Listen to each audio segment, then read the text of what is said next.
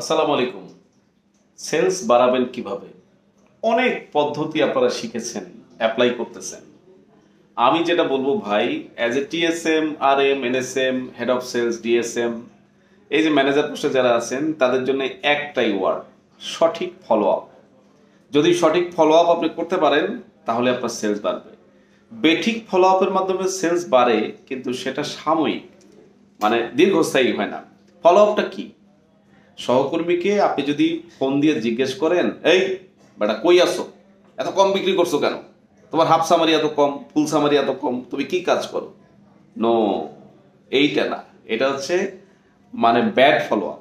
Good follow up করেন, জিজ্ঞেস করেন কেমন আছেন, এই মুহূর্তে আপনি কোথায় আছেন, নাস্তা করেছেন, দুপুরে লাঞ্চ করেছেন, বাড়ির সবাই কেমন আছে, বাসার সবাই ভালো আছে, আপনার শরীরটা ঠিক আছে।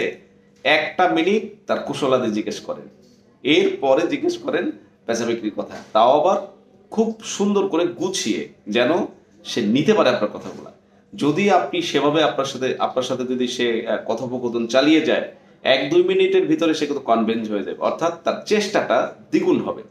যত বেশি ফলো আপ তত বেশি সেলস, যত কম ফলো আপ তত কম সেলস।